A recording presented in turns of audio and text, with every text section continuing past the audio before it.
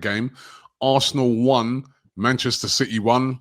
City got off to a great start with a goal by Erling Haaland. Inevitably, he's on fire at the moment.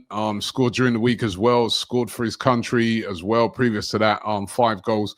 He's really, really playing well at the moment. Looked really sharp yesterday. Got them off to an absolute flyer. Then Arsenal came up against something I didn't think I'd see from Manchester City. The low block. Pep Guardiola parked the bus, right, for literally the whole game, which must have came as a surprise to Mikel Arteta.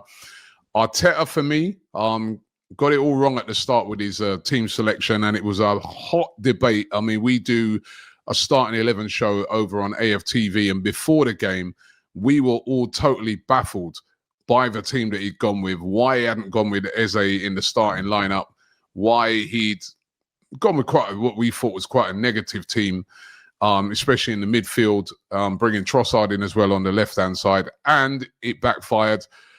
To his credit, he completely changed it at half-time, and it was a much better performance from Arsenal in the second half, and it was that man again, Gabriel Martinelli, going back to what you're sort of saying about criticism, heavily criticised. A lot of people saying at the start of the season, Arsenal fans, he should be sold.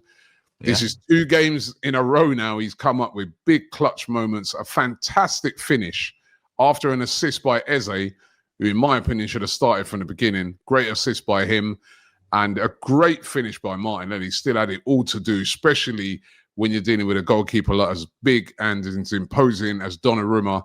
Chipped him and it ends up 1-1. What did you make of it?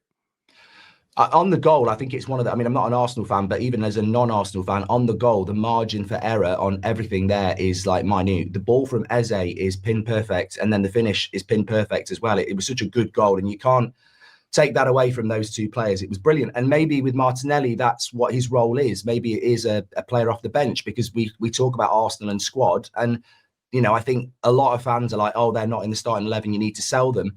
As a Man United fan, over the years, we've had the people like Wes Brown, John O'Shea, Darren Fletcher, Ole Gunnar Solskjaer. They're very important. So maybe that's what Martinelli is, because that goal was superb. But it's interesting, Robbie, because on That's Football, I was interested to see what your take on it was. And it's very similar. We were talking about why is Eze not starting?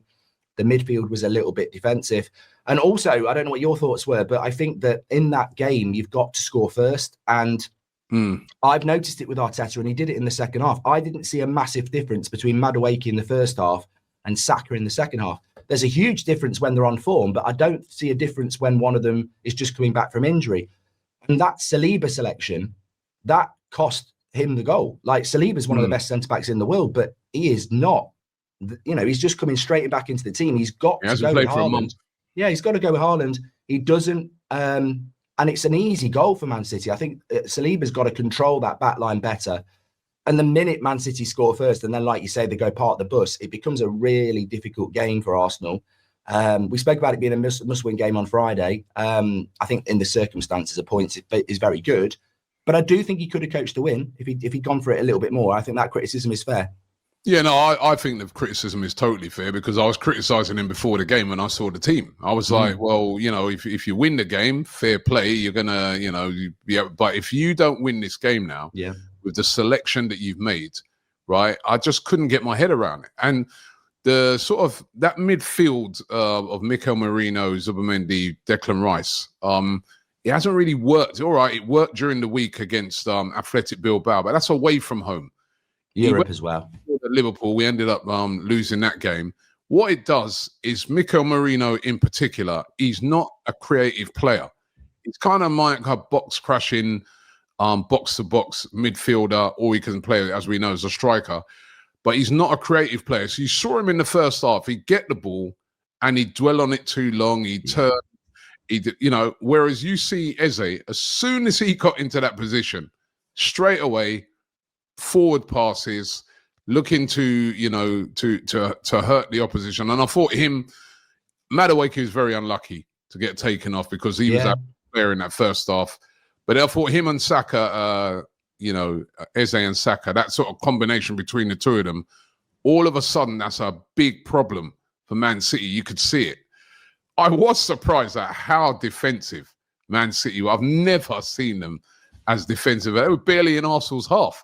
But it nearly worked for them. I was laughing about it, Mark, right? Because I was remembering last year when we went to Man City and we was winning 2-1 and it went down to 10 men at half time. Trossard stupidly got himself sent off, right? And Arsenal went ultra defensive to try and hold on to that win and got heavily criticised. Yeah. And then I'm watching City. I'm like, he's 1-0 after about, I don't know, it was very early in the game. And literally the rest of the game, they just went completely defensive. And I don't know if you've seen this as well, right? I was going to ask you this, Mark. With a lot of, I've seen it with City, Arsenal, Liverpool, right? How many long balls these teams are playing now?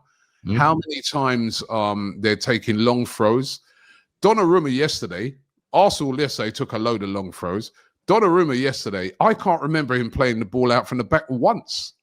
Are we seeing a big change in style with a lot of these teams now where they're going way more direct?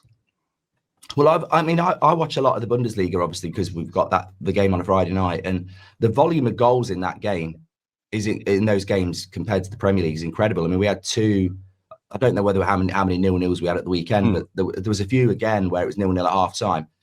I'm watching the kickoff in Premier League games. Man United did it in the second half against Chelsea. It's like I'm watching rugby. They're all on the far side of the pitch. They're kicking for touch. That's a new thing as well. So it's almost like people have become I think you're right. It's a good observation. I think people are becoming a bit obsessed with territory, percentage ball. But what I would say is I think for there's two takeaways for me yesterday. First of all, I think for Arsenal, you're 5 points off Liverpool. Is that a concern at this stage of the season? And second of all, the way Man City played against Arsenal, I know it's not a win, but you didn't lose. And you can look at that and go, there's definitely been a shift. That is not a Man City side that thinks it's winning titles if it's doing that at Arsenal. Unfortunately, Liverpool are still in the room, but I don't see Man City as a threat to Arsenal. I think Arsenal had a bit of a bad day. But yeah, right. I mean, how many corners did Arsenal have yesterday? 11. And they never looked like scoring them because Man City are good in the air. Got a massive keeper. I felt I wanted a little bit more from Arsenal, and we got it right at the end. I mean, that was just you're not playing into Yokere's strength. I'm sure he'll get a load of criticism, but that's not playing into his strength doing that. No. What Eze did is playing into his strength. Yeah, he's got to take the handbrake off Arteta. He's going to get heavily criticised for it, and I think deservedly so. This has been the one at Liverpool. I was like, well, right, it's away at Anfield, but you're at home, and as I said, a lot of people criticising before the game for the lineup. So if it don't work, expect it, and he's definitely going to get it, and I think deserves it. Even though he made the changes at half time. Big win next for week Manchester against Newcastle, mate. Just before we go, Newcastle away next week becomes massive, doesn't it? Big test, and I think Mikel Arteta needs what he hasn't had so far this season. Even though it's not a terrible start, but he hasn't had that sort of statement win. I think he needs that at Newcastle next week to really sort of, because after that, he then has a real favourable run of games. He has had a hard start to the season, but try and go and get a statement win at Newcastle, and it would be because that's a tough place to go to.